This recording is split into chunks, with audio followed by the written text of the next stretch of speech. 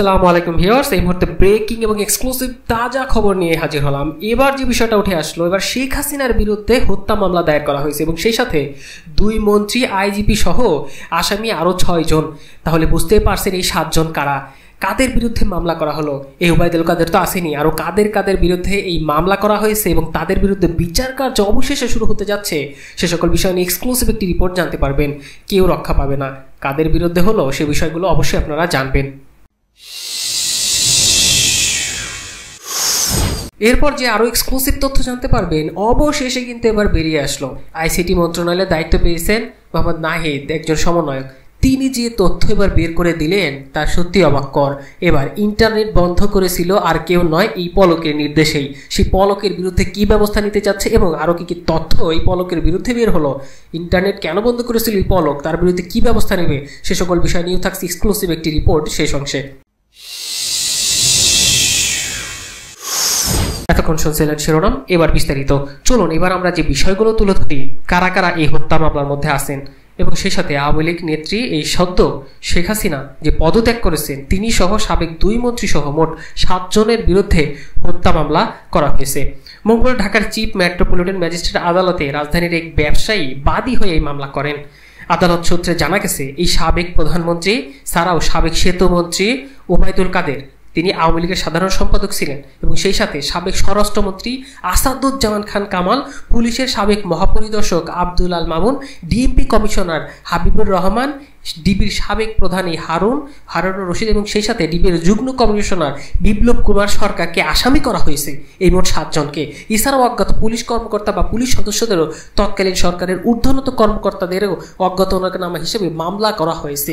তাহলে বুঝতেই পারছেন এখানে কাদের কাদের নাম উঠে এসেছে। বিশেষ করে সাবেক প্রধানমন্ত্রী শেখ হাসিনা এবং তার একমাত্র সাপোর্টার এই সেতুমন্ত্রী ওবায়দুল কাদের, তার আরেকজন আছেন প্রধান, সেটি হচ্ছেন সাবেক স্বরাষ্ট্রমন্ত্রী আসাদুজ্জামান খান কামাল, এই পুলিশের মহাপরিদর্শক আব্দুল আল মামুন, ডিএমপি কমিশনার হাবিবুর রহমান, ডিবির প্রধান হারুন ও যুগ্ম কমিশনার বিপ্লব কুমার সরকারকে আমি বারবারও কিন্তু 2বার এই বিষয়টা তাদের নামগুলো বললাম এবং আরও অজ্ঞাত নাম দিয়েও মামলা করা হয়েছে। 5ই আগস্ট শেখ হাসিনা প্রধানমন্ত্রীর দায়িত্ব থেকে পদত্যাগ করার পর এই প্রথম তার বিরুদ্ধে কোনো মামলা দায়ের করা হলো।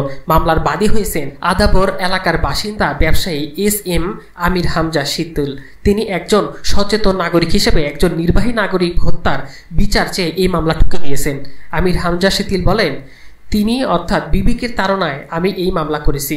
মামলার অভিযোগে বলা হয়, সম্প্রতি সরকারি চাকরিতে কোটা সংস্কার আন্দোলনে হাজার হাজার ছাত্র জনতা মিছিল সমাবেশ করে।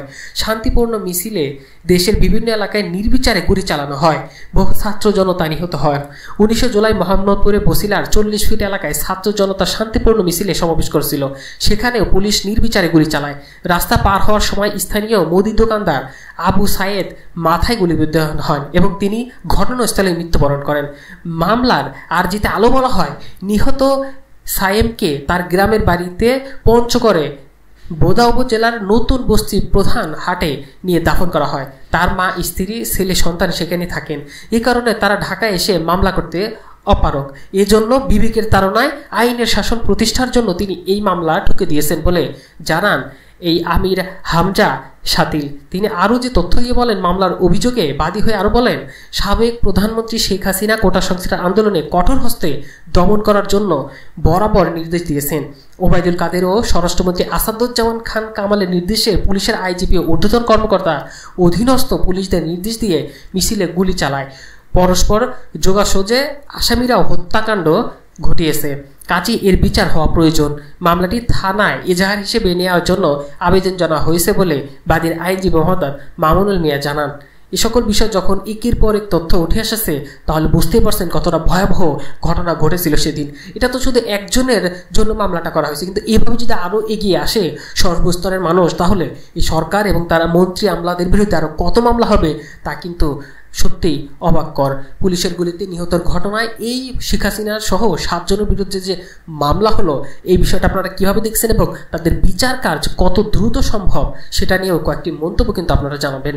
এই মুদি দোকানের মালিকের মৃত্যুর ঘটনায় একজন যে এভাবে মামলা ঠুকে দিলেন, তার সাহসিকতারও তুলনা হয় না। এবং সেই সাথে আরও আস্তে আস্তে এই সরকার এবং তার মন্ত্রীদের আরও বিষয় উঠে আসবে, তাদের বিরুদ্ধে মামলা হবে। শেখ হাসিনার বিরুদ্ধে হত্যা মামলার বিষয়টা আপনারা কীভাবে দেখছেন?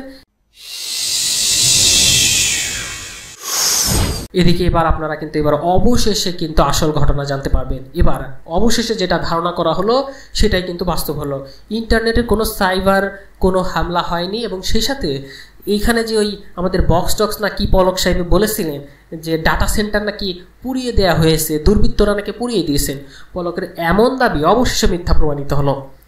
এই পলকের জায়গায় অর্থাৎ এই আইসিটি মন্ত্রণালয়ের দায়িত্ব পেয়েছেন সমন্বয়ক নাহিদ, এবং এই উপদেষ্টা তিনি হয়ে এবার আসল তথ্য প্রকাশ করে দিয়েছেন। ইন্টারনেট বন্ধ করেছিল বিটিআরসি ও এনটিএমসি, নির্দেশ দিয়েছিলেন পলক, এমনটাই তথ্য বেরিয়ে এসেছে বাংলাদেশ প্রতিদিনে। সরকারি চাকরিতে কোটা সংস্কারের দাবি আন্দোলন এবং পরবর্তীতে সরকার পদত্যাগের এক দফা দাবি সহ অসহযোগ আন্দোলনের সময় সারা দেশে ইন্টারনেট বন্ধ ছিল।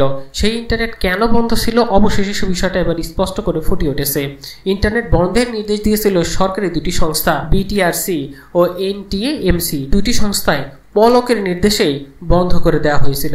সেই সময়কার ডাক ও টেলিযোগাযোগ তথ্য প্রযুক্তি মন্ত্রী জুনায়েদ আহমেদ পলক সরাসরি ফোন করে ইন্টারনেট বন্ধের নির্দেশ দেন। তবে এখানে কোনো ডকুমেন্টস বা কোনো একটা চিঠির মাধ্যমে বা মেইলের মাধ্যমে দেয়নি, ফোন করে সরাসরি বলেছিল আপনার ইন্টারনেট বন্ধ করে দেন।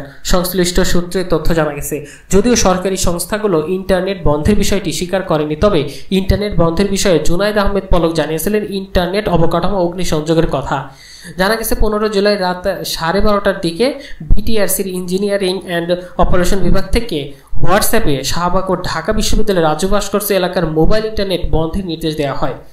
এর প্রায় আধা ঘন্টার মধ্যে আরেক নির্দেশনায় ঢাকা বিশ্ববিদ্যালয়, জাহাঙ্গীরনগর বিশ্ববিদ্যালয়, চট্টগ্রাম বিশ্ববিদ্যালয়, রাজশাহী বিশ্ববিদ্যালয়, সিলেট শাহজালাল বিজ্ঞান ও প্রযুক্তি বিশ্ববিদ্যালয় ইন্টারনেটও বন্ধর তথ্য জানানো হয়। পরদিন 16 জুলাই দুপুরের দিকে বিটিআরসি একইভাবে দেশের প্রায় 59টি বিশ্ববিদ্যালয়ের মোবাইল ইন্টারনেট বন্ধ নির্দেশ দেয়। এই নির্দেশনার ক্ষেত্রে ডাক টেলিযোগাযোগ তথ্য মন্ত্রণালয়ের অনুমোদনের কথা বলা হয়। বিটিআরসি এই মন্ত্রণালয়ের অধীনে একটি সংস্থা। এই বিষয়ে নাম প্রকাশ করার অনিচ্ছুক একজন ব্যক্তি বিটিআরসির কর্মকর্তা জানিয়েছেন, ইন্টারনেট বন্ধের সিদ্ধান্ত কমিশনারদের সঙ্গে আলোচনা করে নেওয়া হতো না। সাবমেরিন কেবল কোম্পানি ও আইটিসি সূত্রে জানা যায় 18 জুলাই সন্ধ্যায় বিআরটিসি ব্যান্ডউইথ বন্ধ করতে নির্দেশ দেওয়া হয়। আইসিটি এবং কোম্পানিগুলো লিখিত আদেশ চাইলে হোয়াটসঅ্যাপে বার্তা পাঠানো হয়। রাত 9টার মধ্যে পুরো দেশে ইন্টারনেট বিচ্ছিন্ন হওয়ার পর্যন্ত বিটিআরসি নজরদারি করতে থাকে। সাবমেরিন কোম্পানিকে তখন প্রতিমন্ত্রী জুনায়েদ নিজে ফোন করে ইন্টারনেট বন্ধের জন্য বলেন। আধায়া বা কানেক্টিং, ব্লকিং ও ফিল্টারিং ডিভাইসের আওতায় বাইরে থাকা ফেসবুক ও ইউটিউব রাত 12টা থেকে বন্ধ করে দিতে হয়। এর 2 ঘন্টার মাথায় এনটিএমসি সব মোবাইল ইন্টারনেটও বন্ধ নির্দেশ দেয়। এনটিএমসির মহাপরিচালক ছিলেন মেজর জেনারেল জিয়াউল আহসান। তাহলে বুঝতেই পারছেন এই জিয়াউল আহসান কে। তাকে 6 আগস্ট সেনাবাহিনীর চাকরি থেকে অব্যাহতি দেওয়া হয়। এবার বুঝতে পারছেন কোথা থেকে কোথায় গড়ালো এবং বাংলাদেশ নিয়ে যে কতটা ষড়যন্ত্র হয়েছে, এবং এই ছাত্রদের দমনে কিভাবে তাদের নির্বিচারে এমন অমানবিকভাবে হত্যা করা হয়েছে তা ইতিহাসের পাতায় চিরঅক্ষরে লেখা থাকবে। মানুষ কিন্তু এখনো কোনো কিছু বোঝা যায় ভুলেনি, এবং তারা সেটা ভুলবেও না।